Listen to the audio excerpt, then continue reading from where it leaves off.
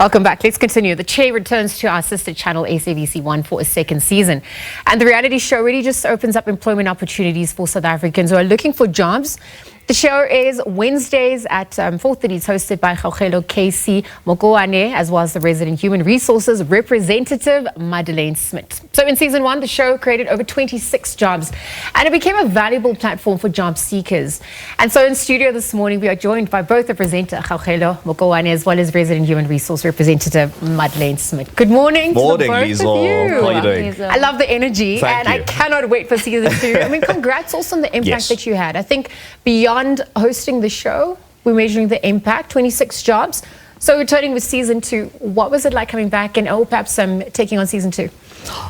Look, it's a huge responsibility. Yes. Right? We're talking about youth unemployment. Yeah. We're talking about 33% of South Africans being unemployed. We're talking about over 60% of the youth being unemployed. So getting the call to say, hey, Khogelo, we'd like for you to host a platform like that. I mean, that is an honor. So I'm even nervous as I'm talking about this because it's such a serious thing. Yeah. I mean, you're talking about 26, over 20 jobs for the first season. Yeah. Right now, we're talking 52 episodes, right?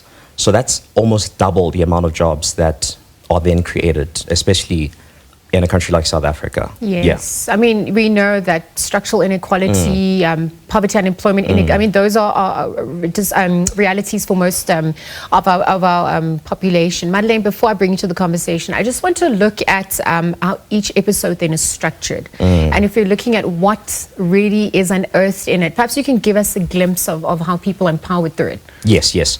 So if there's an employer that's already looking to employ somebody, they reach out to us, they come onto the show, and then through the many applications that we get, we shortlist 3 candidates, right? Okay. And they're taken through an actual interview process on television, right? Now what that does is, for the person that is watching at home, they're able to know, okay, cool, when I'm going for an interview, this is how I conduct myself, right? This is how I answer these questions, right? For the person who is being interviewed, they're learning through that, right? By the end of that episode, one of the candidates is then chosen to fulfill that role. Yeah. On some occasions, there's been 2 or 3 people being employed on that platform. So an employer could come and say, hey, I'm actually looking for one person, but by the time they leave, they're like, actually, Liesl, you're amazing. We would love for you to join us. Actually, Madeleine, you're amazing. We would like for you to join our team, right? Yeah. That is actual empowerment in real time. Yeah. And you can't take away that look on people's faces when their lives change. And to be there and witness that is absolutely beautiful. Because you realize you're also impacting generations through all of this, right? So Madeleine, I want to bring you into the conversation. Perhaps we can explore your role as well. What was it like being part of this experience? So being an HR representative, I'm very passionate about helping people find work. I'm very passionate about helping individuals position themselves to become the employee of choice. So being a part of the show for a second season has been absolutely incredible. As he says, there are so many moments where I just want to be like, pinch me, you see that's the face of that person getting a job right there in front of you, giving their best, bringing their best to the table, and watching that transform right in front of your eyes is incredible. As he says, companies come to the show, they might look for one candidate, but they find that another candidate is more suited for another role within their business. So they come back and take on these candidates for different positions or the same position within the company. So it's really, really empowering and making a massive impact. So it's about capacity building. And so if we're looking at that hiring process, I mean, talk to us about some of the invaluable insights that perhaps come to mind. I think in every single episode, I can see the candidates who have prepared always trumps the candidates who don't. So I really want to say, if you're going for an interview, be prepared. Do the standard interview questions. You can find them online. Practice with your friends and your family. There's a top 10 questions that every employer wants to know. Yes. Practice those questions and study the business that you're interviewing, because an interview is a 2-phase. As much as you are trying to be the best candidate for the job, you also need to make sure that that's the best company for you to work at. Fair. And that's when the employees kind of misunderstand that you also have a chance to interview your employer during an episode or an interview process. So to be prepared means get some questions that you want to ask and also be more prepared for standard interview questions. Gaugelo, what Yes. were some of the job opportunities available? I mean, can you talk us through those examples? Yeah. So, I mean, we've had, assistants, admin, we've had barbers on the show. Sure. We've had kitchen assistants, we've had chefs, we've had lawyers on the show. So it's literally Wow. any kind of job can be advertised on the show, Yeah. Maybe somebody can even take Liesel's job here if she wasn't so amazing. We are all collaborating, we're all storytellers, and why not? Yes. I mean, the future's bright, and it is about also empowering the next generation. I'm looking at the mindset that's also needed. I think beyond creating people or making people ready for employment, there is that entrepreneurial aspect that we should be looking at. So that mindset, staying curious, daring. I mean, how is that factored in as well? Yeah. So we're not creating dependence. Not at all.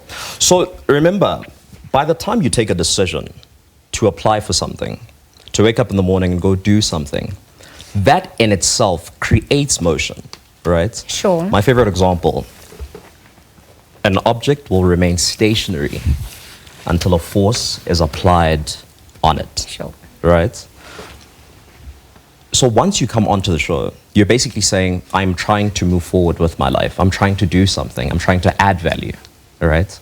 That is impactful, not only to yourself, your family, but the people who will also learn from you as they watch the show. Sure. Yeah. Offline, I was just mentioning to both of you, I mean, given a South African unique context, we know the structural inequalities, but we're also seeing the wave of change that the world's undergoing. There's the 4IR, getting people ready on that front.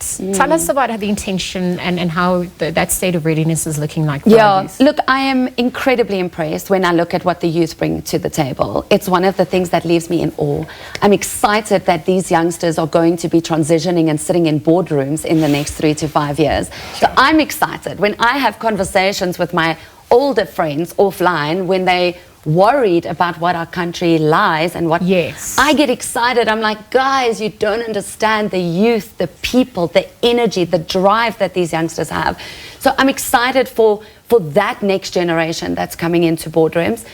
But from an AI perspective, we've touched about it a lot on the show. We've asked the question. We've asked the question to employers. We've asked the questions to the candidates. Are you embracing it? Are you for it? Are you not for it? And that discussion has actually been quite interesting to see the different approach. But overall, I can find that the candidates are excited. They think that it's a platform that we should work with and alongside and embrace, and so do employers. So I'm actually really excited for AI myself. I believe in it. I think it's great. So but it's a great conversation on the show about that. I'm sure you remember when you started out, knowing yourself becomes very important. Overcoming your own inertia, perhaps also just overcoming your own ideas of what you think you're capable of or not. How do you also empower them on that front? Because sometimes it's just the belief that you can do something that separates you from the skills that you have, and implementing them. Yeah. So before they actually go into the interview room, we have a chat just outside to say, hey, how are you feeling? Are you ready for this? Are you?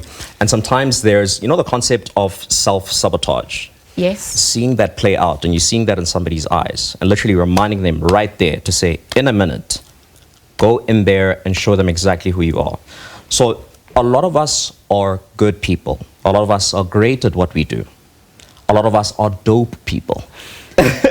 But sometimes we do not know how to translate that dopeness in words, in writing, in presentation, right? So the show also helps in trying to shape that. Again, not only on the people who come onto the show, but the people who watch the show.